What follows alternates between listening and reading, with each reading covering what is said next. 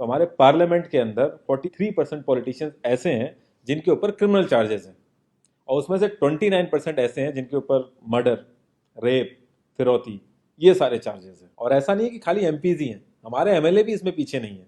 अगर मैं 2015 दिल्ली इलेक्शन की बात करूं तो उसमें 70 में से 43 नेता ऐसे जीत के आए थे जिनके ऊपर क्रिमिनल चार्जेस थे। और अगर करंट की बात करें तो 37 एमएलए ऐसे हैं जिनके ऊपर क्रिमिनल चार्जेस हैं। और ये ऐसा नहीं है कि किसी ने आरोप लगा दिया या एफआईआर है, ये वो चार्जेस हैं जो सुप्रीम कोर्ट के अंदर फ्रेम हो चुके हैं। मतलब पुलिस गई है वहां पे, उसको एविडेंस कंफर्म हुए, आई विटनेसेस मिले हैं, ये वो चार्जेस हैं। ये प्रॉब्लम तो बहुत ही छोटी सी है कि पार्टीज क्रिमिनल्स को टिकट ना दें और लोग क्रिमिनल्स को वोट ना दें। लेकिन इस छोटी सी प्रॉब्लम के लिए 1999 से लड़ाई चल रही है और अभी तक इसका सोल्यूशन नहीं हुआ है।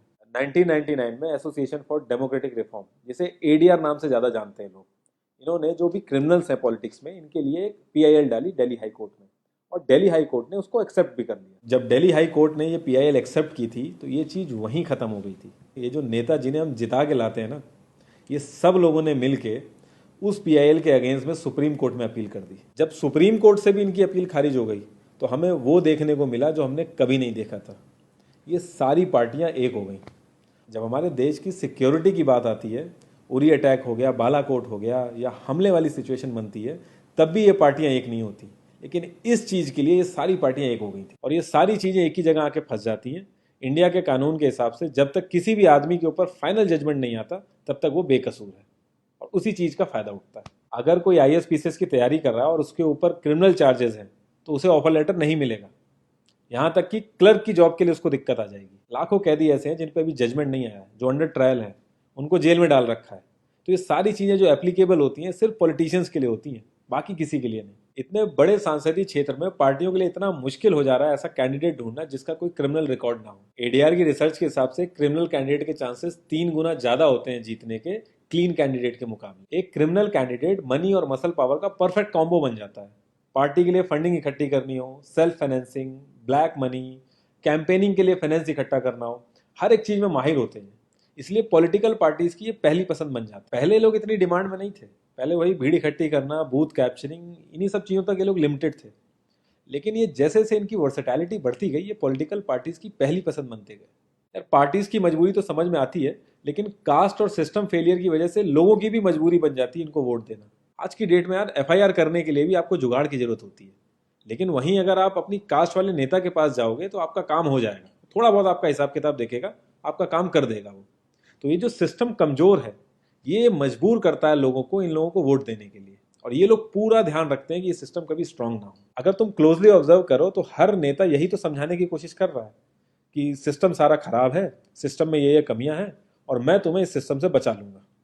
और गरीबों के हक के लिए लड़ते लड़ते लड़ते वो खुद अमीर हो जाता है। यार जीतने का एक सुपर हिट फॉर्मूला है, एक एरिया डिसाइड करो, उस एरिया की कास्ट कैलकुलेशन कर लो, जो कास्ट मेजोरिटी में है उसका रॉबिन हुड टाइप या एक बाहुबली टाइप एक नेता खड़ा कर दो। जो सिस्टम काम नहीं कर पा रहा है वो काम तुम करने लगो, लोग तुम्हें वोट देने लगेंगे। इन केस अगर कोई ज़्यादा होशियार बन रहा है या लोगों में ज़्यादा समझ आ गई है तो एक छोटा सा दंगा करा दो, लोगों की मजबूरी बन जाएगा तुम्हें वोट करना। Centre for media studies CMS, इसके हिसाब से लास्ट लोकसभा जो 2019 का था उसमें 50,000 करोड़ से भी ज़्यादा पैसा इन्वॉल्व था। पूरे वर्ल्ड में इंडिया सबसे ज़्यादा पैसा खर्च करता है इलेक्शन में, यूएसए से भी ज़्यादा। तो यार तुम्हें क्या लगता है, इतना पैसा खर्च करके कोई जब आएगा तो वो रिटर्न ऑफ इन्वेस्टमेंट नहीं देखेगा? ऐसे ये सारी पार्टीज आपस में कितना लड़ती रहती हैं, कितने वैचारिक मतभेद हैं इनके आपस में, लेकिन जब भी ट्रांसपेरेंसी इन पार्टी फंडिंग की बात आती है ये सब लोग एक जैसा राग लापते हैं। ये लोग कभी भी पार्टी फंडिंग में ट्रांसपेरेंसी आने ही नहीं देंगे। एक बार जब ये लोग पावर में आते हैं ना तो पूरा का पूरा सिस्टम इनके हिसाब से चलता है, और जो पुलिस वाले इनके हिसाब से नहीं चलते ना उनका ट्रांसफर हो जाता है। 144 पुलिस ऑफिसर्स 1 लाख लोगों की सिक्योरिटी देख रहे हैं, और जब हमारे नेताओं की बात आती है तो 47,000 पुलिस वाले 14,842 नेताओं को सिक्योरिटी दे रहे हैं। अब बाहुबलियों को क्या जरूरत है सिक्योरिटी की? कभी किसी क्रिमिनल को देखा है जिसके आगे पीछे आईएएस पीसीएस पुलिस वाले जी हजूरी कर रहे होते हैं? बहुत ही वर्स्ट सीन होता है वो। हर साल रिपोर्ट्स आती हैं कि 75% से भी ज्यादा लोगों को पुलिस पे भरोसा ही नहीं है। इंडिया एक लौती ऐसी जगह है जहां पे पुलिस को देख के इंसान सेफ फील करने की बजाय डरता है। एक 15 साल के बच्चे तक को पता है कि आईपीएल में सट्टा लगाने के लिए किसके पास जाना है, लेकिन हमारी पुलिस को नहीं पता।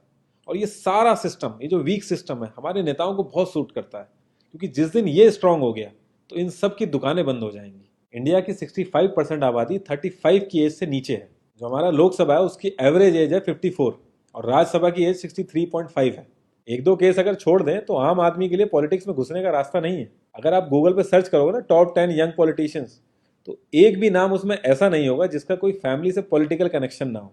आज़ादी के बाद से 0.5% से भी कम पॉलिटिशियंस ने अपने बच्चों को आर्मी में भेजा है। वहां नहीं भेजते ये लोग। हम लोग इनसे मैनिफेस्टो में डिमांड ही कहाँ करते हैं। हम तो बस रिलीजियस मुद्दे देखते हैं मैनिफेस्टो में और खुश हो जाते हैं। इंडिया ने ब्रिटिश पार्लियामेंट्री सिस्टम अडेप्ट किया और उसमें एक बहुत ही इंपॉर्टेंट चीज़ है शेडो कैबिनेट, वो हमने छोड़ दी।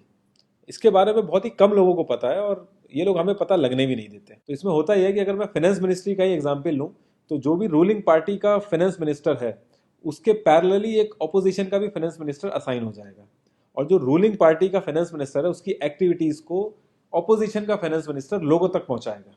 और इसी तरीके से हर डिपार्टमेंट में होता है और लोगों के लिए बड़ा बेनिफिशियल रहता है ये। क्योंकि एक छोटे से छोटे काम के लिए हमारे इंडिया में बहुत सारी मिनिस्ट्री इन्वॉल्व रहती हैं, तो एक्चुअल में किस नेता की गलती है पता ही नहीं चल पाता है। इस तरीके के बहुत सारे कॉन्सेप्ट हैं जो हम लोगों को पार्टी से मैनिफेस्टो में डिमांड करने चाहिए, क्योंकि हम लोग तो हमेशा मंदिरों और मस्जिदों के लिए ही लड़ते हैं। ये सारी चीज़ें एकदम से तो सही हो नहीं जाएंगी, लेकिन एक चीज़ हमारे हाथ में है कि यार हम कम से कम किसी क्रिमिनल को तो वोट ना दें।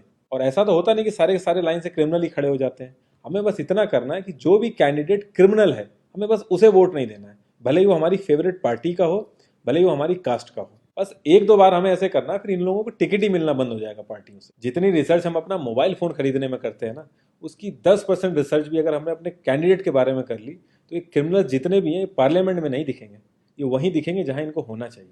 लास्ट में एक ही क्वेश्चन पे मैं इस कॉन्वर्सेशन को एंड करूंगा कि पॉलिटिक्स अगर समाज सेवा है तो सैलरी क्यों, और अगर नौकरी है तो एग्जाम और क्वालिफिकेशन क्यों नहीं।